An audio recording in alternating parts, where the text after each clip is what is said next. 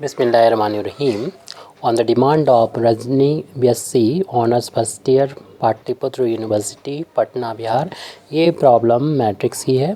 Investigate the for what value of a and be the following system of equations. System उसको कहते हैं जो एक से ज़्यादा चीज़ से बना है. यहाँ पर 3 इक्वेशंस हैं. सिस्टम ऑफ इक्वेशन ये है x plus y plus z is equal to 6, x plus 2y plus 3z is equal to 10, x plus 2y plus a z is equal to b. तो यहाँ पर a और b की value तब निकालना है. ये system of equation have a unique solution, second है नो सोल्यूशन, थर्ड है an infinite number of solution. यानी 3 केसेस में हमको निकालना है.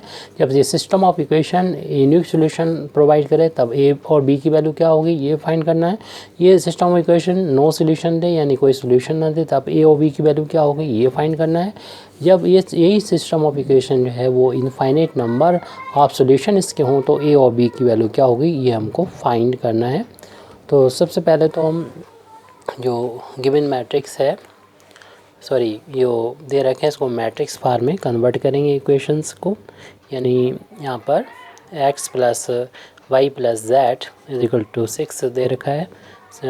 यहाँ पर से x प्लस जो इक्वेशंस हमको दे रखे हैं उनको हम नोट कर लिया. अब हम यहाँ पर कोफिशिएंट मैट्रिक्स A लिखें. कोफिशिएंट मैट्रिक्स में एक्स वाई जेड के जो कोफिशिएंट होते हैं नहीं लिखा होगा तो 1 होगा यहाँ पर. तो 1 1 1 हो गया. और इसमें कोफिशिएंट 1 2 और 3 एक्स वाई जेड के कोफिशिएंट लिख रहे हैं यहाँ पर x 2 और a हो गया. और राइट हैंड साइड में जो कॉलम मैट्रिक्स बन जाएगी 6 6 10 और b. इन दोनों मैट्रिक्स को कंबाइन करके इनके बीच में पार्टीशन लगा के हम बनाएंगे ऑगमेंटेड मैट्रिक्स. दी ऑगमेंटेड मैट्रिक्स बनाएंगे. ऑगमेंटेड मैट्रिक्स यहाँ पर ए बी एक ऑगमेंटेड मैट्रिक्स कहलाएगी जो ए और बी के बीच में पार्टीशन करने से बनेगी. तो सबसे पहले ए मैट्रिक्स को लिखेंगे 1 1 1 1 2 3 1 2 a. और यहाँ से हम पार्टीशन कर देंगे और फिर इस मैट्रिक्स को लिख देंगे 6 10 और b को. तो ऑगमेंटेड मैट्रिक्स की अब हम इसको थोड़ा सिंप्लीफाई करेंगे यानी एक्लॉन फॉर्म में बनाने की कोशिश करेंगे. इसमें यहाँ पर 1 उसके नीचे ये 0 बना लें. तो यहाँ पर 0 बनाने के लिए रीडली इसको R2 को में से R1 को माइनस करना होगा और R3 में से R1 को माइनस करना होगा. तो 2 ऑपरेशन यहाँ पर करना पड़ रहे हैं. सेकंड रो में ऑपरेशन करेंगे, सेकंड रो में से ही R1 को माइनस करेंगे और थर्ड रो में से हम फर्स्ट रो को भी माइनस कर सकते हैं और सेकंड रो को भी माइनस कर सकते हैं. तो फ़िलहाल अभी हम इसमें से देखिए थर्ड वाले में से सेकंड को माइनस करना ज़्यादा फ़ायदेमंद रहेगा क्योंकि ये दोनों ज़ीरो हो जाएंगे. वैसे उसका भी यूज़ कर सकते हैं लेकिन हमें ज़्यादा कैलकुलेशन करना पड़ेगा तो कम कैलकुलेशन से ही काम चलाना चाहें तो R3 यानी थर्ड रो में से R2 को माइनस कर लें. तो जो ऑपरेशन हमने लिखे हैं इसको अप्लाई करेंगे अगले पेज पर हम. तो फर्स्ट रो में जो कि R2 और R3 ही एरो से पहले लिखें, इन्हीं में चेंज होगा. R1 अनचेंज रहेगा तो R1 को वैसे लिख देंगे.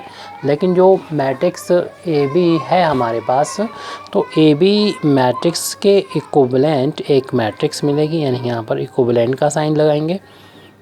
फर्स्ट रो के एलिमेंट नो चेंज यानी इसमें तो कोई बदलाव आएगा नहीं तो इसको हम लिख दें 1 1 1 और 6. यहाँ पर पार्टीशन रहेगा. और अब ऑपरेशन जो भी हम कर रहे हैं वो लिखेंगे. सेकंड रो में से माइनस करें फर्स्ट रो को. तो सेकंड रो ये है, फर्स्ट रो ये है. इसमें से माइनस करेंगे, 1 में से 1 माइनस करेंगे तो ये वैल्यू 0 हो गई. 2 में से 1 माइनस करेंगे 1 आ जाएगा. 3 में से 1 माइनस करेंगे 2 आ जाएगा. और 10 में से 6 को माइनस करेंगे तो 4 आ जाएगा. तो ये वैल्यू आ गई 4 के इक्वल. अब बोला था हमने कि R3 में से माइनस करेंगे R2 को. तो इसमें से जब ये माइनस करेंगे 1 में से 1 0 आ जाएगा, 2 में से 2 माइनस करेंगे 0 आ जाएगा, और ए में से 3 माइनस करेंगे तो ए माइनस 3 आ जाएगा, और बी में से 10 माइनस करेंगे बी माइनस 10 आ जाएगा। इसी को हम वहाँ पर अगले पेज पर लिख रहे हैं। तो ये वैल्यू होगी 0 0 और ए माइनस 3 एंड बी माइनस 10। अब ये एक्लॉन फॉर्म में बदल गई है हमारे ऑगमेंटेड मैट्रिक्स, क्योंकि ये कोई भी एलिमेंट यानी 1 उसके नीचे 0, फिर यहाँ पर कोई भी एलिमेंट यानी 1 बना लें तो उसके नीचे 0। अब इसके नीचे कुछ है नहीं तो इसलिए बस कंप्लीट हो गई। ये हमने एक्लॉन फॉर्म में मैट्रिक्स को कन्वर्ट कर दिया। अब हम थ्योरम्स का यूज़ करेंगे, जिसके बेस पर हम यहाँ पर तीनों पार्ट के बारे में कह सकते हैं, तीनों केस के बारे में कर सकते हैं। कब इससे सिस्टम ऑफ इक्वेशन जो होगा वो यूनिक सॉल्यूशन प्रोवाइड करेगा, नो सॉल्यूशन और इनफाइनाइट मैनी सॉल्यूशन। तो नंबर 1, अगर माना कि हमारा सिस्टम ऑफ इक्वेशन पहला है यूनिक सॉल्यूशन हमको प्रोवाइड करेगा, यानी यहाँ पर हम लिख देते हैं फॉर यूनिक सॉल्यूशन। अगर system of equation unique solution हमें प्रोवाइड करेगा तो हम लोग जानते हैं कि ए की जो रैंक है वो इक्वल आना चाहिए बी की रैंक के, बी मतलब सॉरी ए बी जो ऑगमेंटेड मैट्रिक्स है उसकी रैंक के इक्वल आना चाहिए, और ये इक्वल होने चाहिए नंबर ऑफ़ अननोन के। नंबर ऑफ़ अननोन यहाँ पर 3 थे, यानी एक्स वाई और जेड। एक्स वाई जेड 3 इक्वेशन थे, और इक्वेशन के साथ साथ इक्वेशन से मतलब नहीं, यहाँ पर number of unknown x y z है 3 है, तो इसलिए नंबर ऑफ अननोन यानी रेस्ट 3 के बराबर होंगे। तो यानी ए की रैंक भी 3 होने चाहिए और ऑगमेंटेड मैट्रिक्स की रैंक भी 3 होने चाहिए। अब ऊपर देखें कब रैंक ए की 3 होगी। देखिए ये वैल्यू तो 0 0 है और ए सिर्फ इतना है, बाकी हमने छुपा लिया है, और अगर ए की वैल्यू 3 रख देंगे तो ये वैल्यू 0 हो जाएगी। ऐसे में इसकी रैंक जो है ओनली 2 बचेगी, यानी 2 रो ऐसे होंगे जो कम्प्लीटली हम एलिमेंट्री ऑपरेशन से 0 के बराबर नहीं बना सकते। लेकिन रैंक जो कि इसकी 3 है तो इसका मतलब इसको 0 नहीं होना है, इसको 0 होने से बचाना है। तो ये वैल्यू 0 ना हो, तो इसकी वैल्यू 0 के इक्वल नहीं हो तभी इसकी रैंक 3 होगी। यानी हम इसको इस तरीके से लिखेंगे, which is possible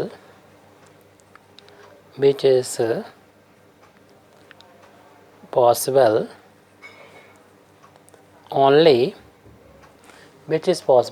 if ये जो वैल्यू है वो 0 के बराबर ना आए। और हम लोग जानते हैं कि जब ये वैल्यू 0 के इक्वल नहीं आएगी तो 3 रो ऐसे हो जाएंगे यहाँ पर जो कम्प्लीटली 0 नहीं है, और अगर ये 0 भी हो जाता है तो कोई इफेक्ट नहीं पड़ता। टोटल ऑगमेंटेड मैट्रिक्स की जो रैंक होगी वो भी 3 हो जाएगी। 3 रो जो है वो कम्प्लीटली 0 नहीं है, ये 0 नहीं है, तो इसलिए ये 0 अगर हो भी जाता है, हो या ना हो कोई इफेक्ट नहीं पड़ता। तो 3 रो ऐसे होंगे जो कम्प्लीटली 0 नहीं होंगे इसके, और इसलिए हम कह सकते हैं कि बी की वैल्यू कुछ भी होती है कोई इफेक्ट नहीं पड़ेगा। तो इसी चीज़ को हमें लिखना है कि बी की वैल्यू पर कोई भी फ़र्क नहीं पड़ेगा। यानी यहाँ पर लिख दें वाट एवर में बी दी वैल्यू ऑफ बी, यानी बी की कुछ भी वैल्यू होती रहे कोई भी फ़र्क इससे नहीं पड़ेगा। इससे ए की जो रैंक होगी वो 3 हो जाएगी, साथ में ए बी ऑगमेंटेड मैट्रिक्स की भी रैंक में 3 हो जाएगी जो नंबर अननोन के इक्वल है। इसलिए हम कह सकते हैं कि ए की वैल्यू अगर, तो ये वैल्यू जब 0 के इक्वल नहीं आएगी तो यहाँ से अगर ए की वैल्यू को फाइंड करें तो ए आ जाएगा ए डज नॉट इक्वल टू 3 हो जाएगा। तो इसी चीज़ को हम लिख दे रहे हैं, दस इस प्रकार there is a unique solution. तो यहाँ पर एक यूनिक सॉल्यूशन मिलेगा व्हेन ए को की वैल्यू यहाँ निकालें तो a does not equal to 3 को ट्रांसपोज कर दिया इधर, और यहाँ पर बी की वैल्यू कुछ भी हो, यानी for all value of b की कुछ भी वैल्यू है, इस पर कोई भी इफेक्ट नहीं पड़ेगा। ए की वैल्यू जो है वो बस 3 के इक्वल है, तो यूनिक सॉल्यूशन हमको मिलेगा। अब सेकंड में हमसे बोला गया है कि इसका नो सॉल्यूशन हो, कोई भी सॉल्यूशन ना हो। तो इस थर्ड नहीं सॉरी सेकंड केस को हम लोग देख रहे हैं। For no solution, no solution के केस में जब नो सॉल्यूशन होगा तब हम लोग जानते हैं कि ए की रैंक जो होगी वो टोटल ए बी की रैंक के इक्वल नहीं आना चाहिए। ये कब पॉसिबल है?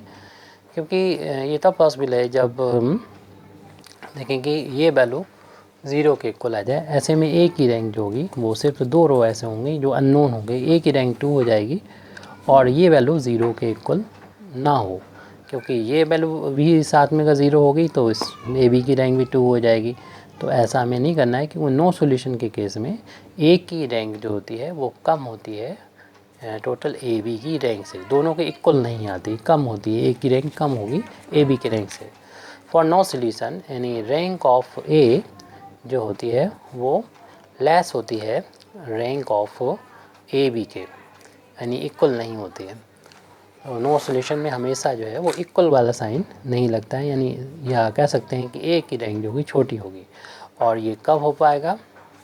ये तब हो पाएगी ए की रैंक जब, चूँकि देखिए 2 तो ए की रैंक रहना ही है, क्योंकि 2 रो ऐसे हैं जिन्हें कम्प्लीटली 0 नहीं कर सकते इस ए में। इसको हम 0 ए की स्पेशल वैल्यू कुछ दे के, स्पेसिफिक वैल्यू दे के 0 बना सकते हैं। तो ए की रैंक कर दीजिए 0। कैसे? For this for no solution, no solution के लिए ए की रैंक इतनी होगी, और इसके लिए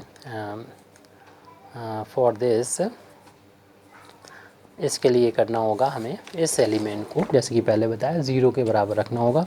तो a माइनस 3 की वैल्यू 0 हो जाएगी, जैसे a की वैल्यू में 3 की वैल्यू हो जाएगी। साथ साथ ये भी बताना होगा कि टोटल ए बी की रैंक जो है वो a से ज़्यादा होना चाहिए, यानी 2 से ज़्यादा होना चाहिए, 3 होना चाहिए। क्योंकि 3 हैं तो ये वाला रो भी 0 ना, क्योंकि ये तो 0 हो ही चुका है, तो ये 0 ना हो। तो ये 0 नहीं होगा, तो उसके लिए हमें बताना पड़ेगा b माइनस 10 जो हो वो 0 के इक्वल ना हो। यानी यहाँ पर हम ये भी कह सकते थे कि ए की रैंक 2 हो और बी की रैंक और ए बी की रैंक जो होगी 3 हो। तो ऐसा तभी होगा जब a माइनस 3 0 के इक्वल हो, लेकिन b माइनस 10 0 के इक्वल ना हो। तो यहाँ से b की वैल्यू निकालेंगे तो b की value does not equal to 10 ये होगी। तो यहाँ पर हमें ये कंडीशन मिल गई कि लैम्डा और a और b की वैल्यू जो है वो कैसी होनी चाहिए, कि ये गिवन ए और बी की वैल्यू कैसी होनी चाहिए जब नो सॉल्यूशन हो। इसको हम लिख सकते हैं therefore for no solution the values of a and b are given by a is equal to 3 and b does not equal to 10। यहाँ से ले लिया। अब थर्ड एंड लास्ट कंडीशन बची हुई है, उस कंडीशन को अब यहाँ पर और बता देंगे।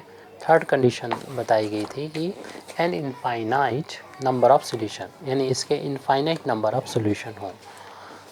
तो हमें थ्योरम पता होना चाहिए जिसकी बेस पर हम कह सकते हैं फॉर, हम किसके लिए लिख रहे हैं, for an infinite number of solution. तो इनफाइनाइट नंबर ऑफ सॉल्यूशंस के लिए क्या कंडीशन होती है? इस केस के लिए हम लोग जानते हैं कि जो रैंक होती है ए की रैंक, क्योंकि सॉल्यूशन है, सॉल्यूशन जब भी होता है तब ए की रैंक और ऑगमेंटेड मैट्रिक्स की रैंक आपस में इक्वल होना ज़रूरी होती है। जैसे नो सॉल्यूशन में ये इक्वल नहीं थी, ये छोटा था ये बड़ा था, और इससे पहले वाले में देखा तो वो सॉल्यूशन था, भले यूनिक हो तो दोनों इक्वल होगा। बाद वाली कंडीशन वो यूनिकनेस बताएगा या इनफाइनाइट मैनी सॉल्यूशन देगा। क्योंकि अब हमें इनफाइनाइट मैनी सॉल्यूशन के बारे में बताना है, तो ये वैल्यू यानी इनकी दोनों की रैंक जो है वो छोटी होनी चाहिए, यानी कम होना चाहिए नंबर ऑफ अननोन से, नंबर ऑफ अननोन से कम होना चाहिए। और नंबर ऑफ अननोन क्या है, एक्स बाई जेड 3 है, तो नंबर ऑफ अननोन 3 हैं। तो ए की रैंक भी 3 से कम होना चाहिए और बी की रैंक भी 3 से कम होना चाहिए, लेकिन ए और बी की रैंक इक्वल होना चाहिए। ये कब पॉसिबल है? ये देखिए ए बी ऑगमेंटेड मैट्रिक्स वो हमने निकाली थी, तो वहाँ से ए इतना है और ए बी टोटल है ऑगमेंटेड, तो ए की रैंक 2 हो जाए, यानी 3 से कम 2 ही होगी, क्योंकि ये तो अभी यहाँ पर हमने लिख ही दिया है कि इस दोनों की रैंक जो है वो नंबर ऑफ अननोन से कम हो, यानी 3 से कम हो। अब 3 से कम 2 हो सकती है, 1 हो सकती है, 0 हो सकती है, क्योंकि ए के सारे एलिमेंट 0 नहीं है तो 0 नहीं हो सकती, और 2 रो ऐसे हैं जिनको कम्प्लीटली एलिमेंट्री ऑपरेशन करके 0 नहीं बना सकते इन रो को, तो इसलिए इसकी रैंक 2 तो है ही। 3 ए पी वैल्यू पर डिपेंड करेगी, और ए की वैल्यू जो कि हमें ऐसी देना है जिससे रैंक जो है वो 2 से थोड़ी 3 से कम रहे, यानी 2 रहे, तो एक इसकी वैल्यू 0 करना पड़ेगी, और साथ साथ हमें पूरी मैट्रिक्स की भी रैंक 2 करना है, तो ये तो 0 हो गया, अब इसको भी 0 करना पड़ेगा। तो फॉर दिस यहाँ पर लिख देंगे, इसके लिए हमें क्या करना पड़ेगा, फॉर दिस, इसके लिए इसको सेटिस्फाई कराने के लिए हमें a-3 को भी 0 के बराबर रखने पड़ेगा और b-10 को भी 0 के बराबर रखने पड़ेगा, जैसे a की वैल्यू 3 आ जाएगी और b की वैल्यू 10 आ जाएगी। यानी लास्ट कंडीशन जो हम यहाँ पर लिख सकते हैं, कह सकते हैं कि the solution, the equation have infinite solution